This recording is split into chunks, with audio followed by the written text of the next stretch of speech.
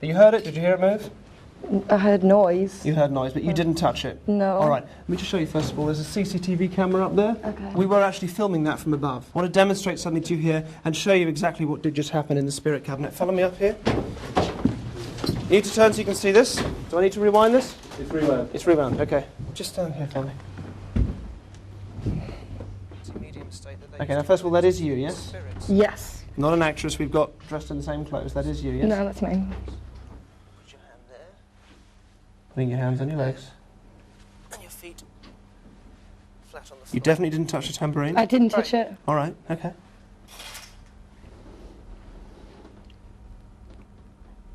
I didn't do that.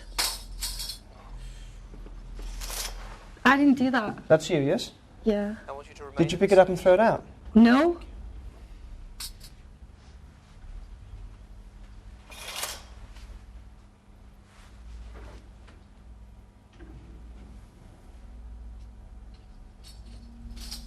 I swear to God, I didn't do that. I didn't do that. How does that feel then, watching that? Confusing. But that is definitely you? Uh-huh. Yes? Yeah. But I didn't.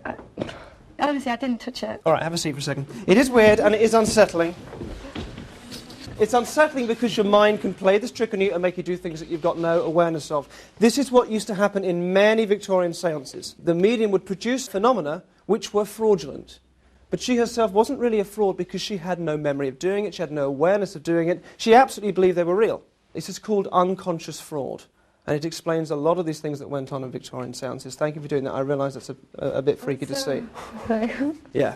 So, do you want to go? Me? Mm-hmm. Yeah, okay. Okay. Okay, How'd you cool. go? Cool. Excuse me. Thank you. Take a seat just there for me. Okay. In the spirit cabinet. So first of all, we're going to rule out the possibility of any trickery. I'm going to ask you to keep your eyes open. Right? You'll be able to see everything. And I'm also going to rule out the possibility of unconscious fraud by restraining you in the chair.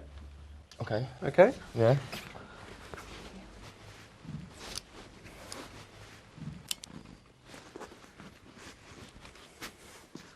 Okay, no trickery. You keep your eyes open. No unconscious fraud. He can't move. Okay? Yeah, just checking it's tight, yeah. Great. Yeah. Okay. So we're just going to give him a few seconds. And did you just move the curtain? No. Did you all see that? Awesome. Well, you can't because you can't move your hands and you I can't kick that high. I can't reach all right. it at all. Okay.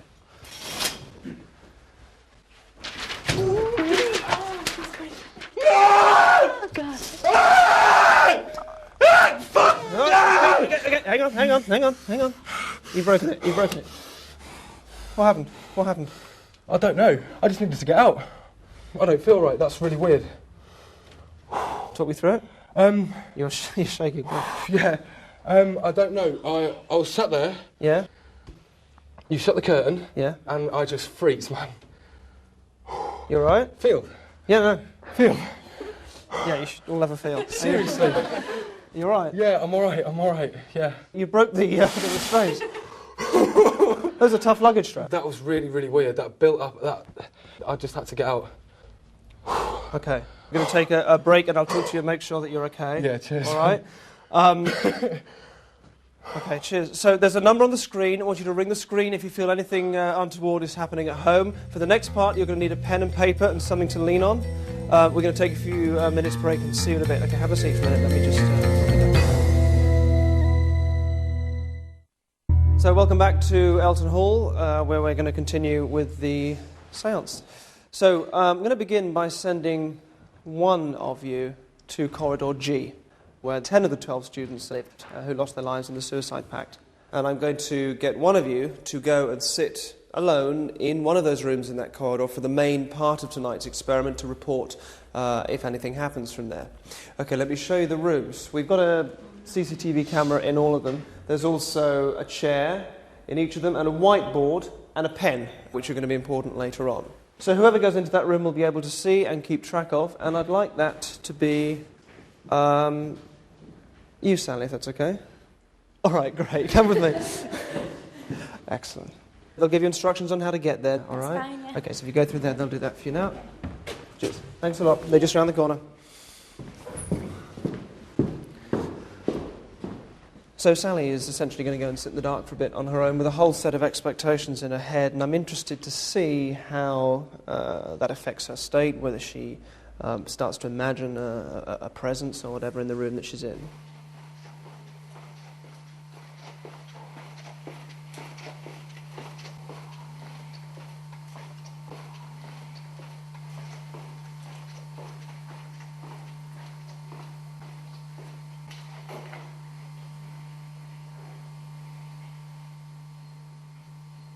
Derren? Yes. Is she in the corridor? In the corridor. All right, fantastic, okay. Oh, there she is. Hi, Sally, can you hear us? Sally, can you hear us? Yeah. You're in the corridor where 10 students lived, 10 out of 12 students who were manipulated and essentially murdered by a charismatic young man under whose spell they fell. In a moment, I'm going to ask you to walk down the corridor. As you do, I'd like you to have a look at the door numbers, just have a look at them all, and then you're going to go and stand in front of one of the doors, all right? Yeah. And that will be the room that you're going to go into. Yeah. All right? Does that make sense? You're going to go and stand in front of one of the doors. So just start walking down for me now. Just have a look at all the doors as you go. Just really get a sense of that corridor. Look at all the doors, the door numbers, get a sense of the corridor, a sense of where you are. And just let one of those draw you to it, either the number or the door itself, or a sense of what the room is like behind it, I don't know, but just let one of them draw you to it.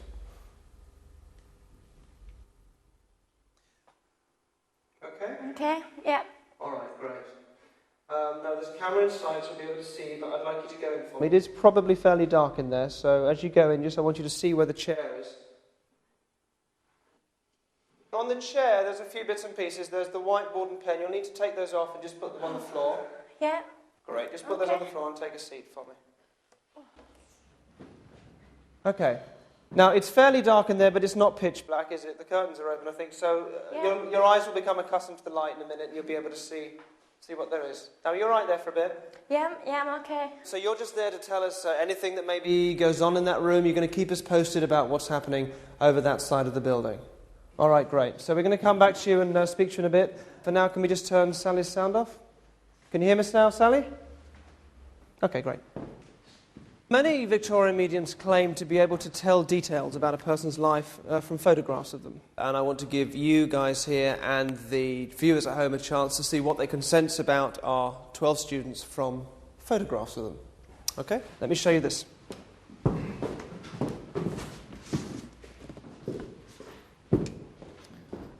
So I want you just to get a sense of what these people might have been like. There's also some envelopes in here, which we'll come back to later. There's an envelope for each one of the students, all right? We'll need those later on. For now, let me just lay these out. Debbie, Nigel, Patty, Gary, Dave, Emily, Keith, Jane, Jim, Dave, and Tina and Lena.